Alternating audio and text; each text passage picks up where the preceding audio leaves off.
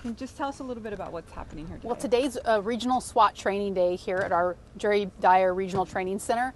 And this is something we used to do regularly pre-pandemic, and we haven't had one in a number of years. This is the first one since the pandemic that we've held, and it was very popular. We have SWAT teams here, 9 of them from Tulare County, Visalia, all the way into Madera, a number of teams of different cities, but also some regional teams, and they're out here at different stations, energetic breaching, some canine training, some sniper training, all kinds of different things out here. And it's a great way for our teams to get to know each other, network, and obviously, because if something really tragic happens in our community, these teams are going to rely on each other.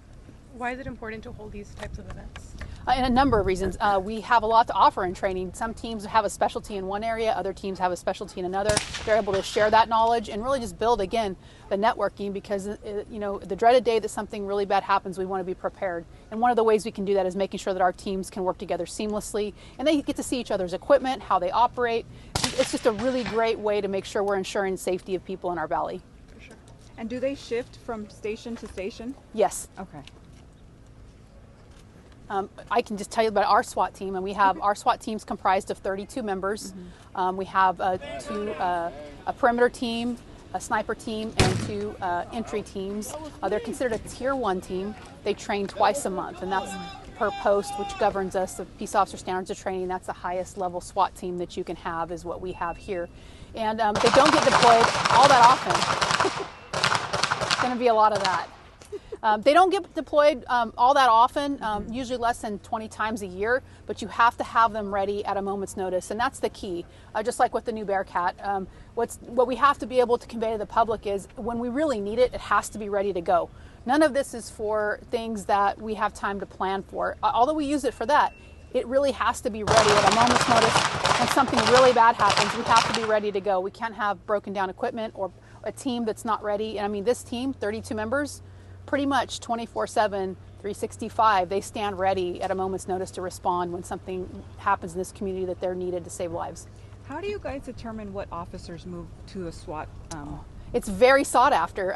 We do testing a couple times a year, and we always have far more candidates than places on the team, but it's very rigorous. It's not just the physical, that's very rigorous on its own, but it's also, it's also communications. How do they communicate with each other? How do they reason? How do they problem solve? Those things are all looked at, and those are all evaluated when we're selecting SWAT team members. So it's a pretty intense position to get to, right? Okay. It's very prestigious, but it's also very difficult to get. The standards are high, and we keep them that way for a reason, because again, the SWAT team is who we call when there's nobody else, and the stakes are really high, and we have to have that specialized training and equipment in order to accomplish the goal of keeping somebody safe. Chief, being the leader out here, how does it make you feel to see all this? I'm so proud. I mean, we have the people on this team. I mean, it's not just the physical standards, it's the ethical, it's the moral standards, it's the best of the best. We hold our SWAT team to a really high standard. They hold themselves, more importantly, to a very high standard. So I'm really proud to be in charge of this department with a team like this. And we have a ton of great officers.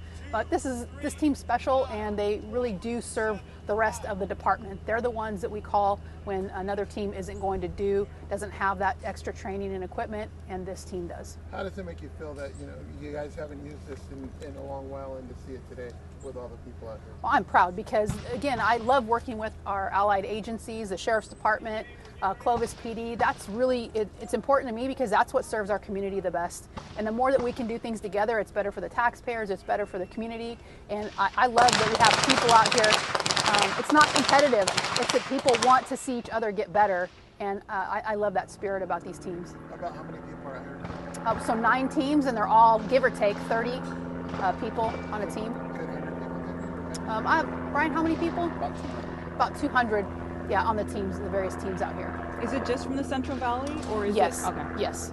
And we may grow it. We've had it bigger in the past. This was our first foray back into having the regional SWAT day. So it's, again, Madera to Tulare County. But I'd love to see it grow and be even bigger. When's the next time? Next year. We'll do it every year. And they've been out here all day, right? Yes. Okay. Yes. Okay. Yeah, and this is normal for them, though. Our SWAT team trains twice a month. They do daytime and nighttime training, and it's a full day twice a month because there's so many skills that they have to stay sharp on.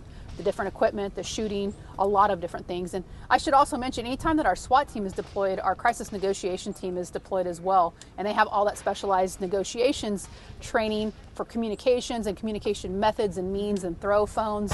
And that's what their specialty is getting someone who may be barricaded to give up peaceably.